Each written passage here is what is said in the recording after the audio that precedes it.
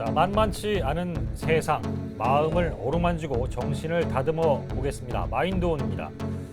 자, 오늘도 제 옆자리 정신건강의학과 전문의 이일준 선생님 함께 하십니다. 안녕하세요. 네, 안녕하세요. 오늘의 주제 먼저 알려주시죠. 네, 요즘 뭐 코로나 블루라는 말도 있고 네. 우울증이라는 말을 좀 요즘 또 코로나 때문에 더 자주 쓰게 되는 것 그렇죠. 같아요. 우울증. 네. 네, 뭐 마음의 감기라는 표현도 있고 그래서 우울증이라는 주제로 같이 한번 이야기를 나눠보고자 합니다. 좋습니다. 이 뭐 누구나 다 이 마음의 짐 하나씩은 갖고 있죠. 뭐 저도 그렇고 선생님도 그렇고. 네, 저도 앞에 PD님도 그렇고. 오늘 그 많은 분들이 궁금해하시는 우울증에 대한 얘기들 속속들이 한번 알아보도록 하겠습니다. 먼저 선생님, 이 우울증이 보통 그 원인을 따질 때 뭐 스트레스를 많이 받아서 그리고 몸이 아파서 뭐 그리고 여러 환경적인 압박이 있어서 이런 이유들이 이제 꼽히는데요. 선생님께서 보시기에는 우울증 왜 생긴다라고 말씀을 하실 수 있을 것 같으세요? 네, 일단 교과서에 보면 알 수 있습니다. 아니, 선생님 말씀. 그러니까요. 네. 뭐 제가 근거 없는 이야기를 할 수는 그렇죠. 없으니까요. 네네네. 네, 교과서에 이제 그 우울증의 이제 위험 요인, 이제 우울증을 일으키게 하는 요인이라고 해가지고 네. 한 10페이지, 20페이지 나옵니다. 요인에 대해서만. 네, 그 말은 뭐냐면요, 모른다라는 거예요. 와. 네, 그러니까 우울증을 일으키는 요인은 엄청나게 많고요. 네, 그 요인 많다라는 건 사실 모른다는 거거든요. 네, 뭐 말씀하셨지만 당연히 이제 그 선천적인, 예. 유전적인 요소도 있고요, 후천적인 요소도 다 상호작용을 합니다. 실제로 뭐 연구해 보면요, 일단 가족 중에 우울증 환자가 많으면 그분이 이제 우울증에 걸릴 확률이 훨씬 높게 되어 있고요. 또 뭐 일란성 쌍둥이, 이란성 쌍둥이 연구를 해봐도 네네. 일란성 쌍둥이에서 우울증이 같이 걸릴 확률이 훨씬 높게 되어 있고요. 요건 이제 선천적인 요소로 볼 수 있고요. 네. 네, 또 우울증이 생기는 가장 큰 건 결국은 그만한 어떤 그 이벤트, 나에 대해서 심리적인 타격을 줄 수 있는 이벤트가 생겼을 때 우울증이 또 잘 생기기 때문에 네. 그것도 영향을 주고 뭐 다 모든 게 다 원인입니다. 그렇군요. 네. 근데 아직도 이 정신과 간판을 좀 꺼리는 분들이 계신가요? 어떠세요? 좀 현장에서 보시면. 아직 갈 길이 멀었죠, 사실. 그렇게 느끼시는군요. 네, 예전보다는 분명히 좋아진 건 사실입니다. 네, 저는 그 영향 중에 큰 것 중에 하나가 이제 연예인 분들이 네. 공황장애 이제 커밍아웃하면서 정신질환에 대해서 언급을 네, 하죠. 하면서 네. 그래서 사실 외래 이렇게 오시는 분들도 계십니다. 본인이 저 공황장애인 것 같아요. 네, 뭐냐면 결국 이제 연예인들이 그렇게 오픈을 하면서 이제 공황장애만큼은 조금 오픈을 해도 본인 뭐라고 할까, 이제 스티그마라고 하죠. 네, 네. 이미지에 뭐 이미지 금이 가지 않겠다. 금이 예. 가지 않는다라는 생각이 있으시니까 그래서 예전보다 분명히 많아진 건 사실이지만 아직은 저는 정신과의 문턱이 더 낮아져야 된다.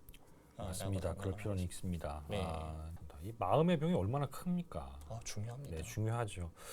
더불어서 이제 오늘 얘기를 해주실 우울증도 아주 중요한 게 꼽히는 질환 중에 하나로 좀 정리가 되는데, 자, 코로나로 인한 우울증인 거죠. 코로나블루 왜 생긴 건가요? 사실 뭐 앞서도 얘기했지만 우울증의 원인도 저희가 잘 모르고요. 네, 코로나 블루 왜 생겼냐, 아직 뭐 코로나가 생긴 지 이제 우리가 이제 1년 좀 넘게 지금 겪어온 거라 네. 여기에 대해서 뭐 활발하게 지금 연구가 완전히 되어 있는 상태는 아니니까요. 네. 그래도 저희가 기존 이론으로 추측해 볼 수 있는 지점들은 좀 있다라고 생각을 합니다.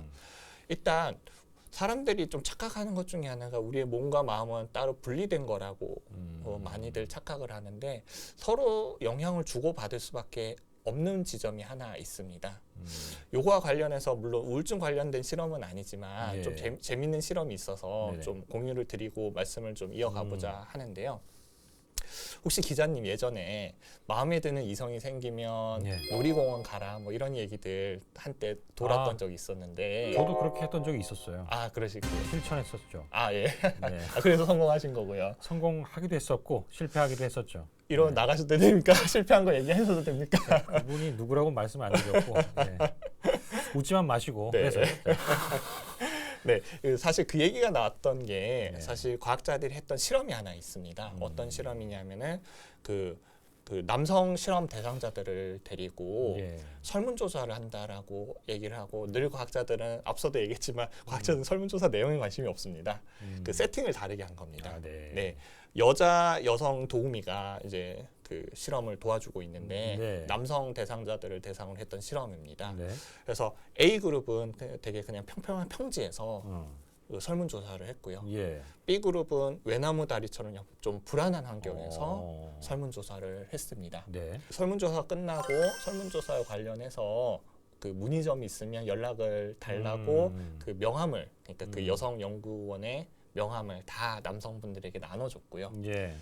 얼마나 많은 백콜이 올까에 네. 대해서 조사를 한 겁니다. 네. 근데 평평한 평지에서 조사를 한 경우보다 외나무 다리 위 같은 좀 불안한 환경에서 조사를 한 경우에 백콜이 더 많았다라는 게 이제 실험으로 밝혀진 거고요. 네. 네. 거기에 대한 해석은 그겁니다. 평평한 평지에서는 내 심장이 뛰지를 않잖아요. 근데 외나무 다리 같은 불안한 환경에서 심장이 더 많이 뛰게 되죠. 예. 그럼 착각을 하는 겁니다. 아, 내가 지금 이 이성에게 끌려서 심장이 뛰는 거라고 착각을 하고 아, 나는 이 이성을 더 매력적으로 느끼는구나 라고 착각을 하고 백홀들을 했다라는 겁니다. 그래서 이제 마음에 드는 이성이 생기면 심장이 뛰는 활동을 해라 라고 해서 이제 놀이공원에 가라 이런 이야기가 나온 거거든요. 예. 결국은 신체가 어떤 반응을 보이냐에 따라 우리의 마음, 사랑한다, 나는 저 사람을 좋아한다라는 마음도 곡해가 되는 겁니다. 이걸 우울증으로 치환해서 보면 예. 우리가 활동량이 많으면 네. 신체적인 활동량이 많으면 우리의 뇌도 착각을 합니다. 아, 난 지금 에너지가 많구나. 아. 근데 우리가 신체 활동량이 줄어들면 우리의 뇌는 착각합니다. 나 에너지가 없구나. 에너지가 떨어졌다. 네. 그래서 실제로 그 우울증을 예방하는데 운동이 많이 도움이 된다는 연구도 되게 많거든요. 근데 아무래도 코로나라는 환경이 신체 활동이 줄어들 수밖에 없는 환경. 아, 네. 이런 부분들이 결국 우리의 뇌에다가 피드백을 하는 거죠. 아. 너 신체 에너지가 떨어져 있어. 이러다 보니까 우울증으로 이어질 확률들이 높아지고요.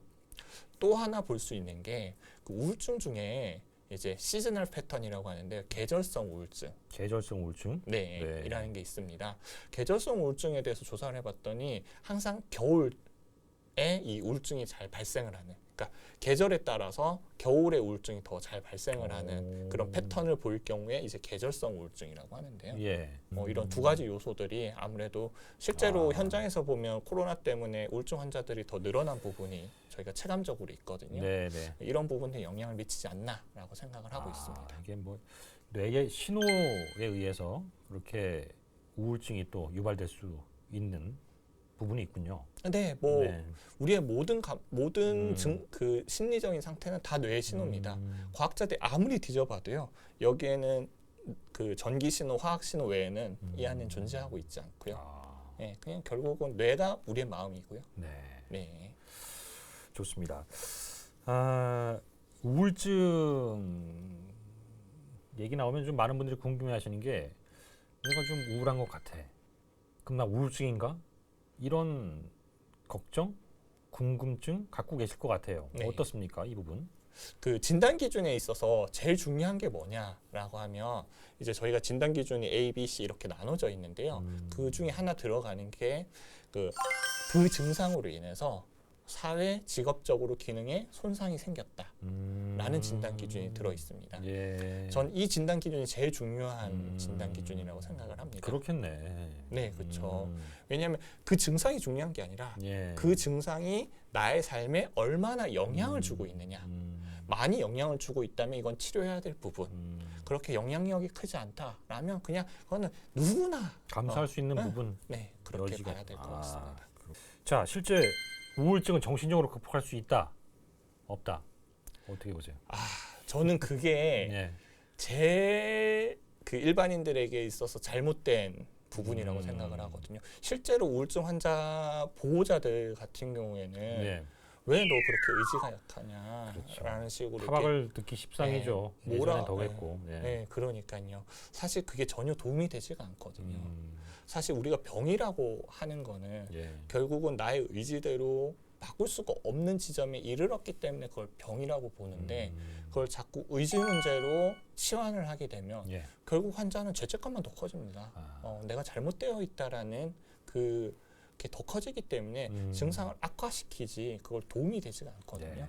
그래서 일단 병이라고 보면 그거를 의지로 치환해서는 안 된다라고 생각을 합니다. 쉽게 낫질 않아요. 어떤 부분에서는. 자, 요 어떻게 극복할 수 있는 그런 과정 어떻게 가져가야 될까요? 저는 제일 중요한 게 약물 치료. 약물 치료. 네, 라고 생각을 하고요. 일단 병이라고 하면 네. 결국은 약의 도움을 받아야 되고 약은 생각보다 꽤 강력합니다. 네, 그리고 그 효과가 강력하다는 말씀이신 네, 거예요? 효과가 꽤 강력합니다. 그리고 잘 낫지 않는다라고 하셨지만 네. 사실 약 쓰면 잘 낫습니다. 네, 되게 잘 우울증이? 낫고요. 네, 단 재발이 좀 많기는 합니다. 아, 재발이 많군요. 네. 물론 약을 쓴다고 해서 재발을 안 하는 건 아니지만요. 약을 쓰면 재발할 확률도 떨어뜨려주고요. 그렇기 때문에 꼭 그 정신과 병원을 방문을 해서 예. 전문가의 도움을 받으라고 하는 이유가 네. 약을 먹지 않았을 때와 약을 먹었을 때가 확연히 다르기 때문에.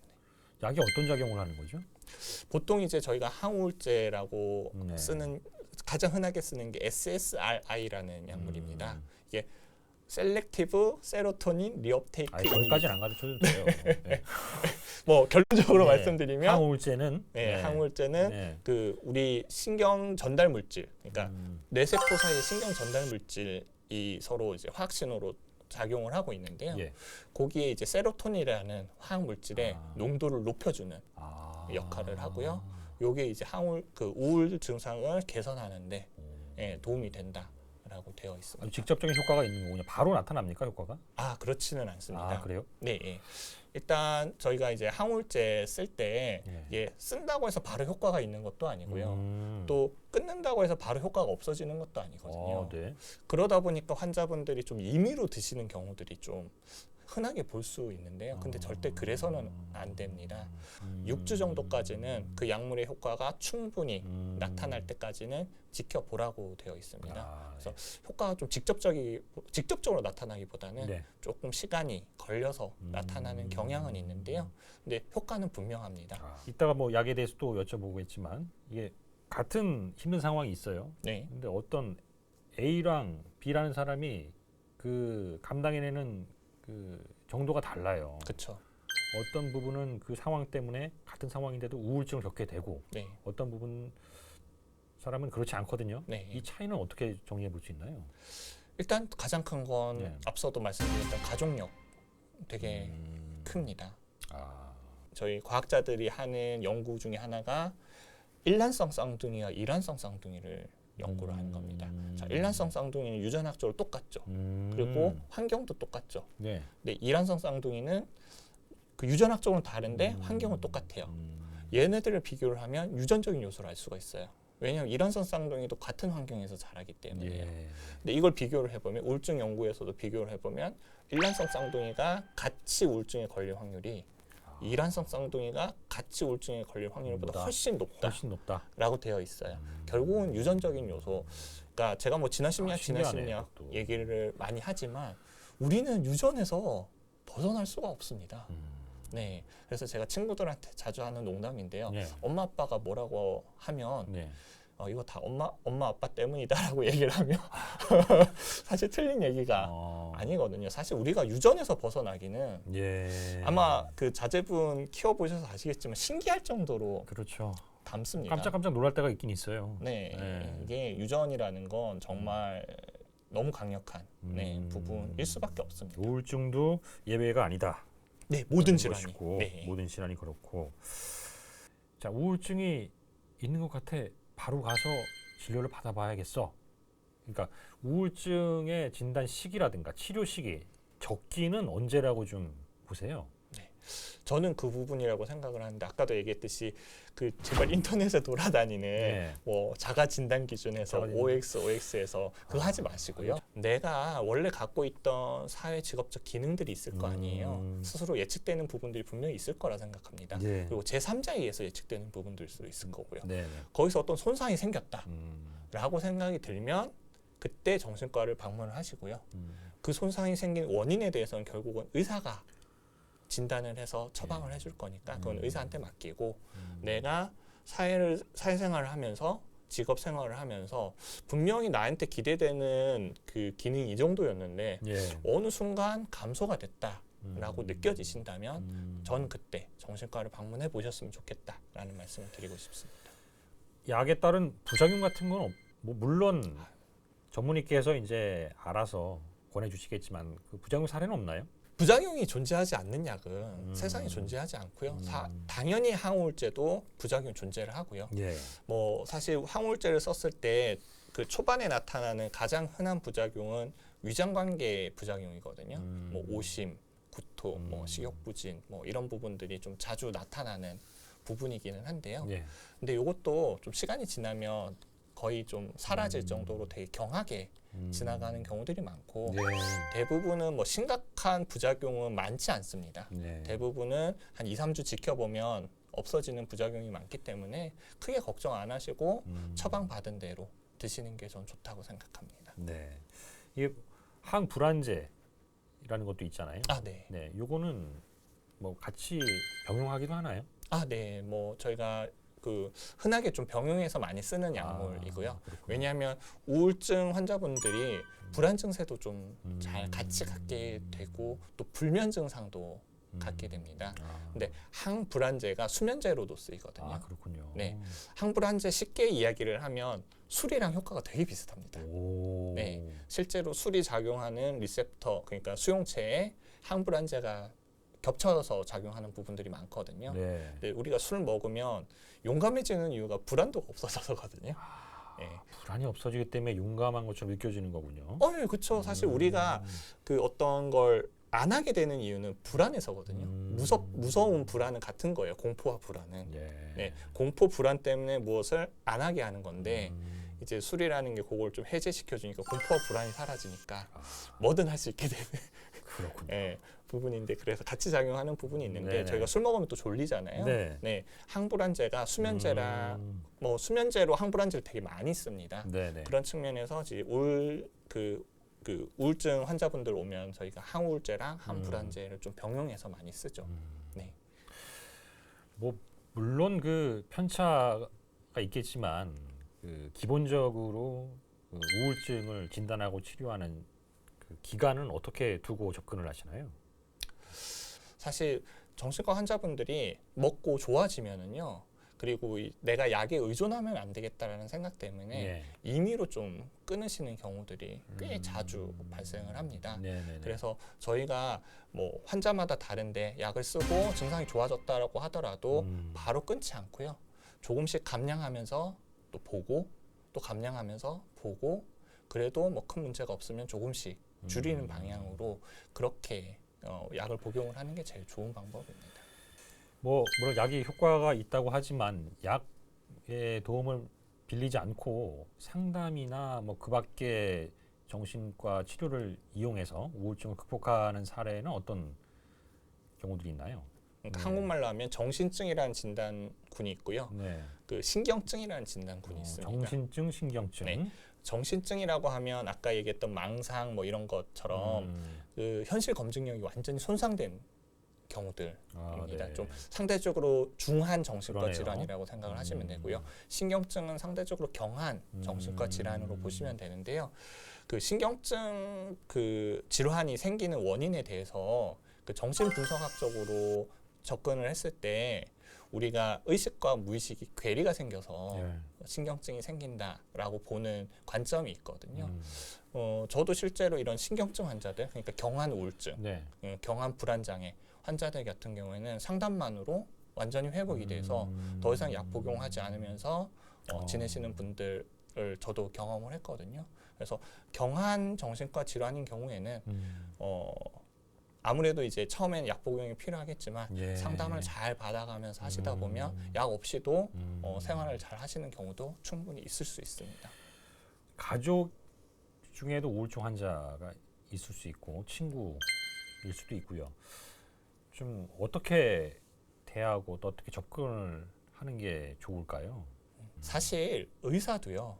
정신과 의사도요. 예. 가까운 가족의 마음 문제는 참 다루기가 어렵습니다. 네, 왜냐하면 서로 얽혀 있는 부분들이 많기 때문이에요. 네. 사실 나는 뭐 만약에 내 동생이 우울증이다. 내 동생을 위해서 내가 이렇게 마음을 내는 거라고 포장할 수 있지만 그 무의식 안에는요. 동생이 힘들어하니까 내가 힘들어서 또 나오는 말과 감정들이 있거든요. 아, 네. 네. 결국 가까운 관계에서는 그런 부분들이 복합적으로 작동을 하기 때문에 네. 사실 가족이 그걸 해결을 하려고 하는 순간 예. 이게 정말 환자를 위한 문제인지 음. 나를 위한 문제인지 혼재가 돼서 헷갈려서 이게 예. 제대로 해결되지 않는 경우들이 많고 어. 왜 그렇게 오래 하냐 나가서 운동이라도 좀 하고 뭐도 하고 이런 식으로 나오게 되는 경우들이 많고 그런 문제들이 점점 커지고 의지 문제로 치환을 해서 그렇게 되는 경우들이 커지기 때문에 그거는 전문가에게 최대한 맡기는 게 저는 좋은 방법이라고 생각합니다. 전문가를 찾는 게 가장 바람직하다. 네, 그렇습니다. 네. 네. 효과적이다. 그 비용 얘기도 또 있어요. 네. 우울증 진단, 치료, 건강보험이 어디까지 적용이 되는지. 나라에서 정해진 항목들이 있습니다. 이 진단에는 요런 거는 보험으로 적용을 해준다. 요거는 보험으로 적용해주지 않는다. 이렇게 나라에서 정해준 부분이 있어가지고. 예. 네, 네. 그래서 대부분은 보험 적용이 되고요. 근데 보험 적용이 되지 않는 부분도 따로 있기는 합니다.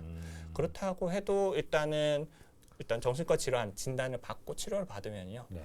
비용 문제는 뭐 크게 걱정 안 하셔도 될 정도. 우리나라 보험제도는 정말 잘 되어 있는, 전 세계적으로도 잘 되어 있다라고 인정받을 정도로 잘 되어 있어서 아마 비용 문제가 힘들어서 치료를 못 받는다는 경우는 많지는 않을 것 같습니다. 알겠습니다. 바로 이어서 네. 오늘 마무리 말씀 부탁드리겠습니다. 절대 이거는 본인의 의지 문제가 아니다라는 말씀을 드리고 싶어요. 네. 왜 나는 이 모양이지? 왜 나는 이 모양이지?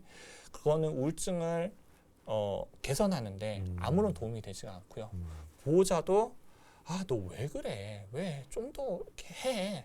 라고 하는 게 도움이 되지 않는다라는 거. 네. 이거는 결국 뇌에 신경 전달 물질에 변화가 생긴 거고 네. 그거를 정상화시키는 걸 해야 되는데 음. 내 의지로 자 세로토닌이나 나와라 세로토닌이나 나와라 이런다고 세로토닌이 나오는 게 아니잖아요. 결국은 이건 약물의 도움을 받아야 되는 문제고 약들의 도움을 받으면 원래 내가 갖고 있던 기능으로 돌려주는데 충분히 도움이 되거든요. 네. 그때부터는 내 의지로 세상을 헤쳐나가면 된다라고 저는 생각을 합니다. 좋습니다. 자, 뭐 삶의 질이 중요한 시대를 우리가 살고 있습니다.